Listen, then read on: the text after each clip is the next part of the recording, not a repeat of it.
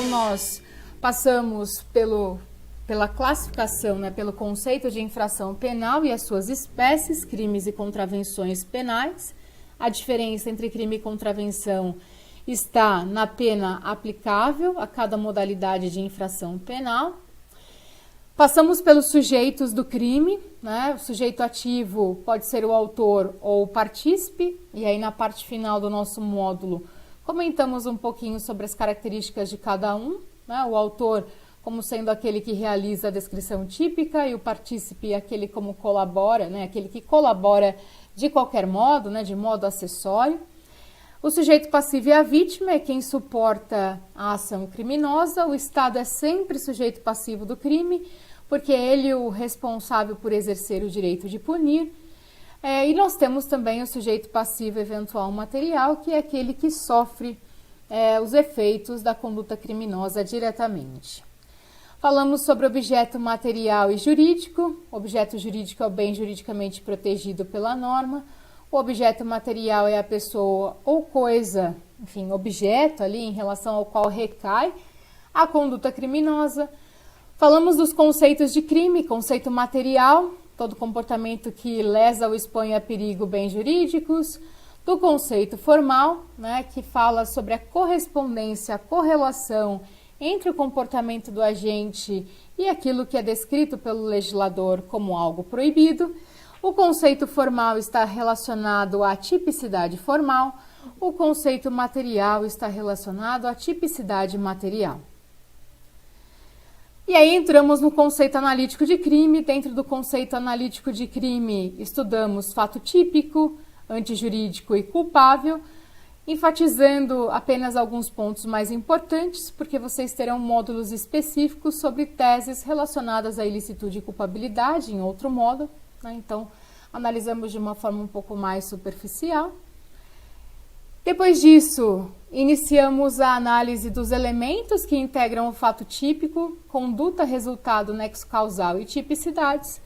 A conduta pode ser uma ação ou uma omissão. Então, as descrições típicas descrevem uma ação, conduta comissiva, ou uma omissão, conduta omissiva.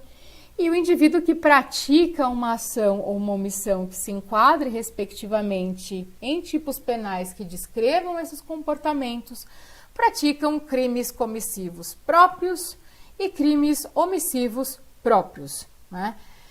Então, o crime comissivo próprio é aquele em que o indivíduo pratica uma ação, né, que se amolda a uma descrição típica que também descreve uma ação.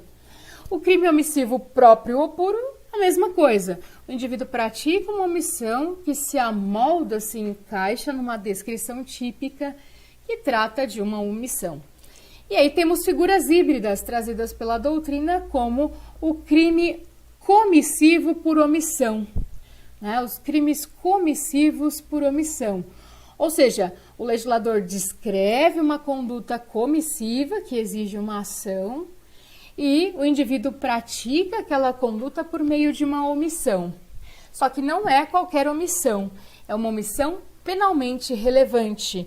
É uma das hipóteses do artigo 13, parágrafo 2º do Código Penal. Então, essas figuras híbridas são figuras indicadas pela doutrina.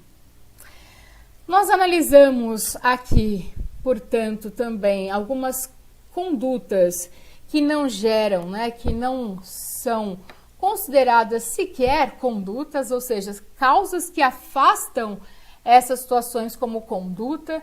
Então, se o indivíduo pratica o crime, por exemplo, por coação física irresistível, ou se ele está hipnotizado, ou se ele está com sonambulismo, e assim por diante, são situações que afastam a conduta. Também disse a vocês que, não existindo ali, se não existir ali um dos elementos do fato típico, não há crime. Então, faltando um dos elementos do fato típico, nós temos uma hipótese de exclusão do crime. Falamos do resultado naturalístico e do resultado normativo e das classificações de crimes relacionadas a esses resultados. Então, crimes formais, materiais, mera conduta, e crimes de dano e de perigo. Falamos a respeito do nexo causal, né, que é o elo entre a conduta e o resultado. Então, nós adotamos aqui a teoria da conditio sine qua non, no artigo 13. Então, causa é tudo aquilo sem o qual não teria ocorrido o resultado. Utilizamos o procedimento hipotético de eliminação para verificar, dentro da cadeia causal, o que, se retirado, não geraria aquele resultado. Analisamos as espécies de causas, dependentes, independentes, absolutamente independentes, relativamente independentes. E vimos que o artigo 13, parágrafo 1º, fala das causas relativamente independentes, supervenientes, que por si só produzem o resultado, adotando em relação a essa situação a teoria da causalidade adequada. Entramos em tipicidade, falamos da tipicidade formal, material, né, e daí porque se adota, né, dentro da tipicidade formal material os conceitos formais e materiais de crime, né, tanto que o princípio da insignificância, né, se considera que por política criminal, né, situações que sejam, lesões que sejam insignificantes demais para a atuação do direito penal, nós temos a exclusão da tipicidade material.